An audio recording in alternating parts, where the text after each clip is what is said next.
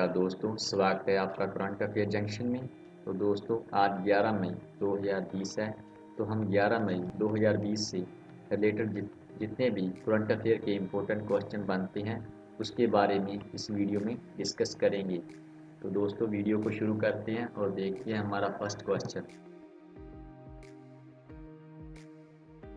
हाल ही में Moody's investors service ने मौजूदा वित्त वर्ष के लिए भारत की आर्थिक वृद्धि दर के अनुमान को घटाकर कितने प्रतिशत कर दिया है?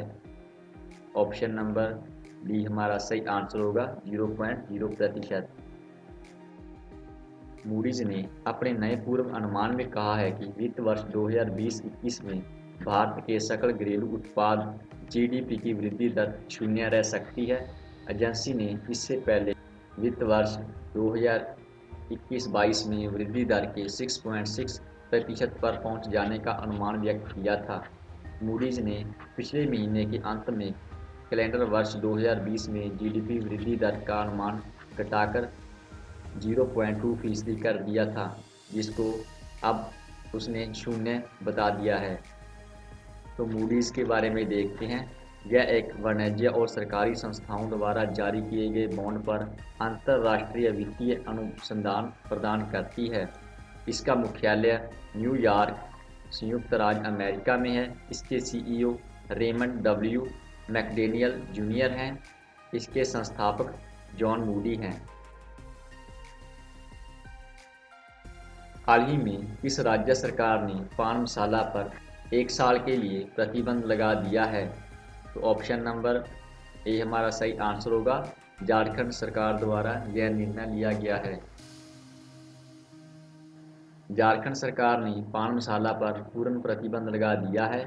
खाद्य सुरक्षा आयुक्त ने जन स्वास्थ्य के लिए 11 ब्रांड के पान मसाला को 12 महीने के लिए बैन कर दिया है।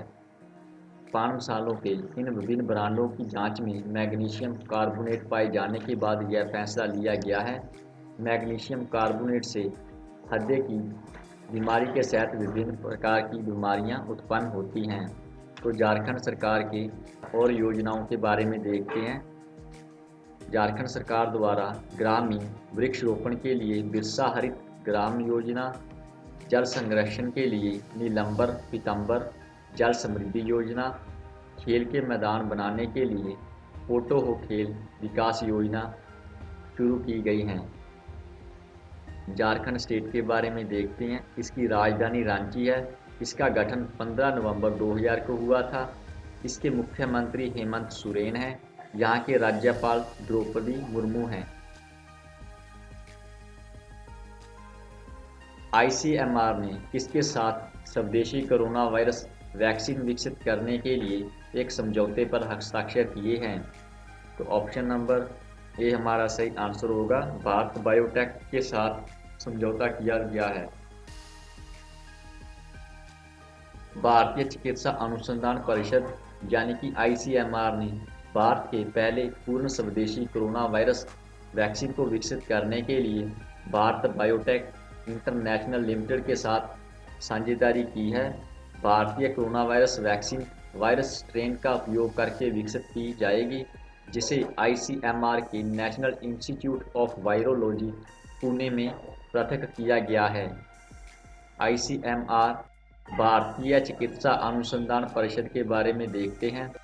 यह एक जैव चिकित्सा अनुसंधान के निर्माण, समन्वय और संवर्धन के लिए भारत में शीर्ष निकाय है।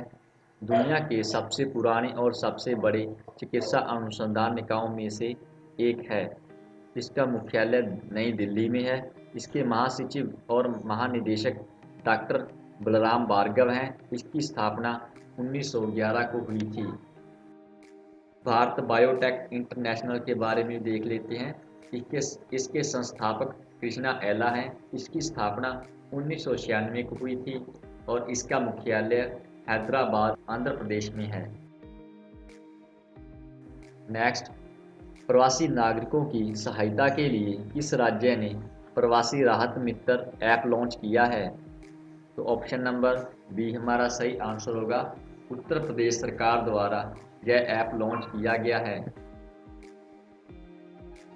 उत्तर प्रदेश के मुख्यमंत्री योगी आदित्यनाथ ने प्रवासी राहत मित्र ऐप लॉन्च किया है।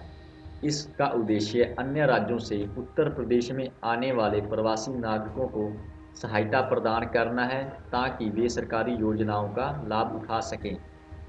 उत्तर प्रदेश स्टेट के बारे में देखते हैं। इसका गठन 24 जनवरी 1950 को हुआ था। इसकी राजधानी लखनऊ है। इसके राज्यपाल आनंदीबेन पटेल हैं और यहाँ के मुख्यमंत्री योगी आदित्यनाथ हैं।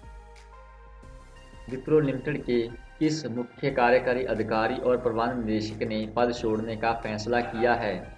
तो ऑप्शन नंबर ए हमारा सही आंसर होगा, अब्दाली जेड नीमचवाला। विप्रो लिमिटेड के मुख्य कार्यकारी अधिकारी और प्रबंध निदेशक अब्दाली जेड नीमचवाला ने पारिवारिक कारणों के कारण पद छोड़ने का फैसला लिया है।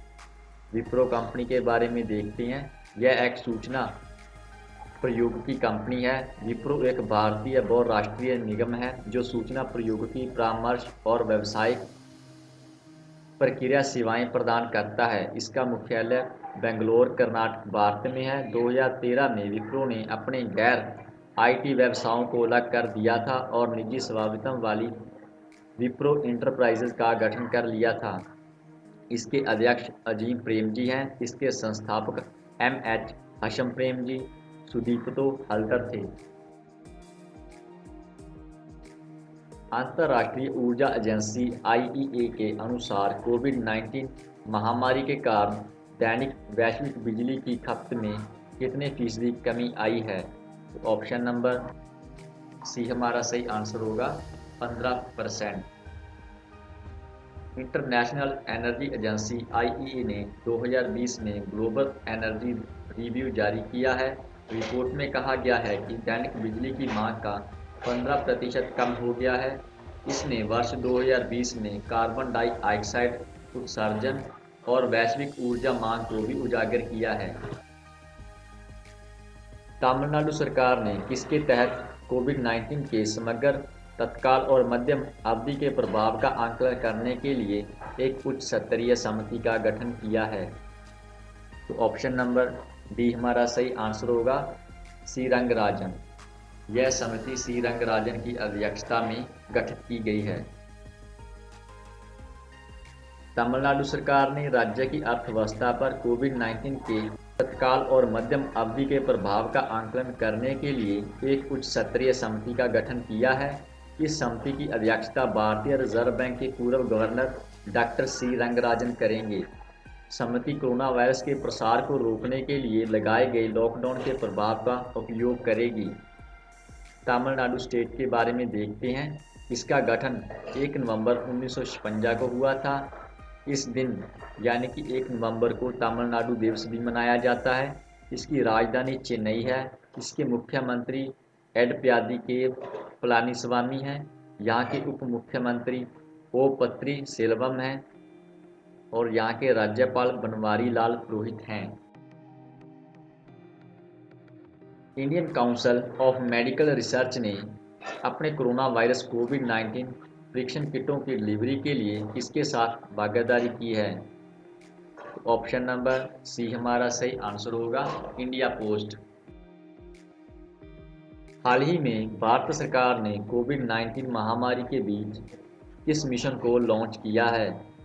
ऑप्शन नंबर ए हमारा सही आंसर होगा, मिशन सागर। भारत सरकार द्वारा हाल ही में मिशन सागर लॉन्च किया गया है। भारत सरकार ने कोविड-19 महामारी के बीच एक आउटरीच कार्यक्रम मिशन सागर लॉन्च किया है। मिशन का उद्देश्य खाद्य पदार्थों, कोविड-19 से संबंधित आयुर्वेदिक दवाओं, मालदीव, मेडागास्कर, सेशेल्स और कोमोरोस को टैबलेट प्रदान करना है। भारतीय नौसेना जहाज केसरी को इस मिशन के तहत तैनात किया गया है। सागर विजन के बारे में देखते हैं। 2015 में भारत ने हिंद महासागर के अपने विजन सागर की शुरुआत की थी। इसकी full form security and growth for all in the region है। भारत का लक्ष्य अपने पड़ोसियों, विशेष रूप से समुद्री पड़ोसियों के साथ आर्थिक और सुरक्षा सहयोग को बढ़ावा देना है। WHO और UN की डाक एजेंसी ने इसकी उन्मूलन की 40वीं वर्षगांठ पर स्मारक डाक टिकट जारी किया है? ऑप्शन नंबर ए हमारा सही आंसर होगा चेचक। चेचक के उन्मूलन में यह 40वीं वर्षगांठ पर डाक स्मारक। विश्व स्वास्थ्य संगठन WHO और यूनाइटेड नेशन की डाक एजेंसी ने चेचक के उन्मूलन की 40वीं वर्षगांठ पर एक डाक स्मारक टिकट जारी किया है। चेचक के डाक टिकटों के उन्मूलन की 40वीं वर्षगांठ में WHO के सहयोग से संयुक्त राष्ट्र डाक प्रशासन द्वारा सर्जियो ब्रादत द्वारा स्मारक डाक टिकट डिज़ाइन और विकसित किया गया है। स्टाम्प विश्व नेताओं और अंतर्राष्ट्रीय संगठनों से लेकर ग्रामीण डॉक्टरों और सामुदायिक स्वास्थ्य कार्यकर्ताओं तक चेचक के उन्मूलन के लिए किए गए साथ काम करने वाले लाखों लोगों को सम्मानित करने का कार्य करेगा। टेड्रोस अधनोम ने इस स्मारक टिकट को संभव बनाने के लिए भारतीय मूल के श्री अतुल खरे का आभार व्यक्त किया। भारतीय मूल के श्री अतुल खरे जनवरी 2019 से ऑपरेशनल स्पोर्ट्स डिपार्टमेंट के अंडर सेक्रेटरी जनरल के रूप में UN की डाक एजेंसी में काम कर रहे हैं। WHO के बारे में देखते हैं। यह संयुक्त राष्ट्र की एक विशिष्ट एजेंसी है जो अंतर्राष्ट्रीय सार्वजनिक स्वास्थ्य के लिए जिम्मेवार है। इसका मुख्यालय जिनेवा स्विट्जरलैंड में है और इसके महानिदेशक डॉक्टर टेड्रोस अधनोम हैं। हाल ही में यूनाइटेड किंगडम आधारित निजी फर्म द कार्लाइल ग्रुप ने भारत की सबसे बड़ी पशु स्वास्थ्य सेवा कंपनी सीक्वेंट साइंटिफिक लिमिटेड में कितने प्रतिशत हिस्सेदारी का अधिग्रहण किया है? तो ऑप्शन नंबर बी हमारा सही आंसर होगा 74% हिस्सेदारी अधिग्रहण की गई है।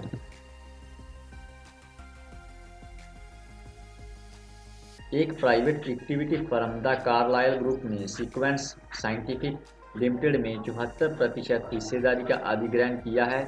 उसके द्वारा यह अधिग्रहण 1,587 करोड़ 210 मिलियन डॉलर के निवेश से किया गया है।